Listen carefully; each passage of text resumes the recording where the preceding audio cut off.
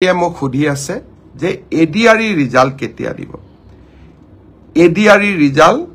7 March শুক্ৰবাৰে আমাৰ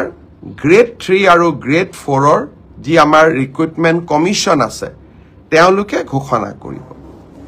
যিমান কেইটা পদ আছে তাৰ বিপৰীতে দুজনকৈ লৰা ছোৱালীক এই পৰীক্ষাত উত্তীৰ্ণ হ'ব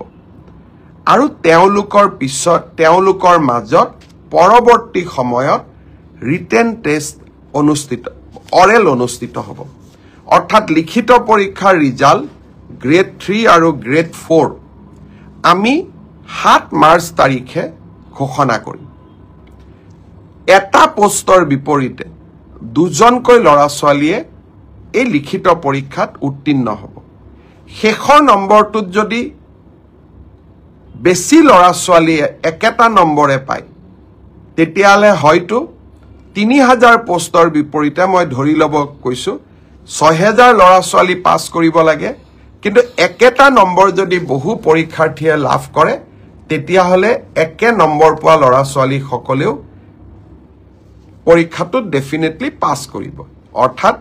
আমি যদি ধৰি লও 50 যে কাট অফ মাৰ্ক কিন্তু 50 যদি 50 জন লৰাই নম্বৰ পাইছে তেতিয়ালে 50 জন লৰাই লিখিত পৰীক্ষাত পাস কৰিব গটিকে 1:2 বুলি কলেও 1:2 একেবাৰে গ্ৰামাটিক্যাল সেন্সত নহব হয়তো দুজন চাৰিজন লৰা ছোৱালীয়ে বেছিকৈ পাস কৰিব এডিআৰইৰ পৰীক্ষালৈ তাৰ ৰিজাল্ট কি হ'ব তাক আপোনালোকে জানেই সেইবাবে মই যিসকলে পাস কৰিব তেওঁলোকক অভিনন্দন জনাইছো যাতে অৰেলৰ বাবে তেওঁলোক সাজু হ'ব পাৰে আৰু যিসকলে পাস নকৰিব আমি পুনৰ এই বছৰৰ শেষৰ ফালে নতুন বিজ্ঞাপন দিয়াৰ বাবে চেষ্টা কৰিম আপোনালোকে আৰু এবাৰ পৰীক্ষাত অৱতীৰ্ণ হ'ব আৰু লগতে অসমত উদ্যোগসমূহ আহিব মুখ্যমন্ত্ৰীৰ আত্মনিৰ্ভৰ অসম অভিযানো আছে আমি নিজকে তৃতীয় আৰু চতুৰ্থ বৰ্গত নহলেও বেলেগ ধৰণে পাস কৰি বেলেগ ধৰণেও জীৱন সফল কৰাৰ বাবে আমি প্ৰচেষ্টা কৰিম বহুত লৰা ছোৱালীয়ে মোক কৈ থাকে যে চতুৰ্থ শ্ৰেণীৰ পৰীক্ষাত বিএ পাস কৰা লৰায়ো পৰীক্ষা দিছে এতিয়া কথাটো হল আমি কোনোবাই যদি নিজকে চৰকাৰক ফাঁকি দি পৰীক্ষা দিয়ে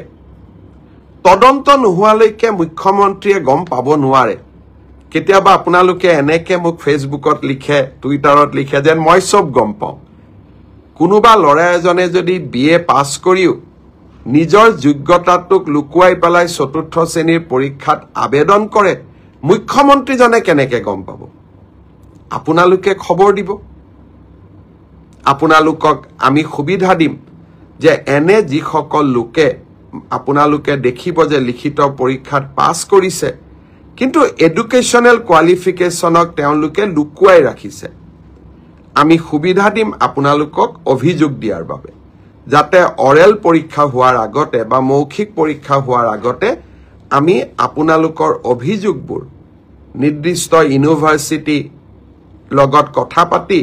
আপোনালোকৰ অভিযোগবোৰ যাতে আমি নিষ্পত্তি কৰিব পাৰো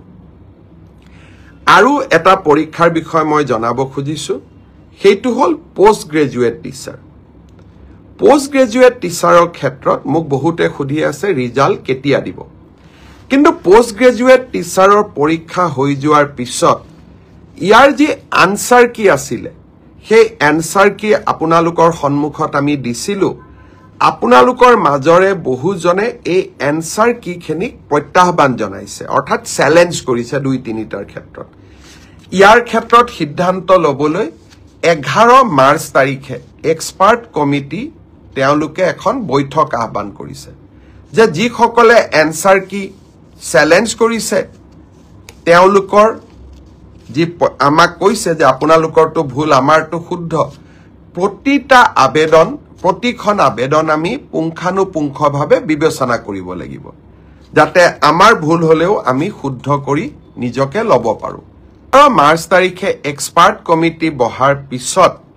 আপোনালোকক মই জনাব পাৰিম যে আমি কেতিয়া পোষ্ট গ্ৰেজুৱেট টিচাৰৰ পৰীক্ষাৰ ফলাফল দিব পাৰিম সেই ধৰণে LP ME পৰীক্ষাৰ ফলাফলৰ বিষয়েও আজি যেনেকৈ অসম আৰক্ষীৰ বিষয়ে মই একেলগে জনাইছো 11 মাৰ্চৰ পিছত মই শিক্ষা বিভাগৰ গোটেই কেটা নিযুক্তিৰ সম্পৰ্কত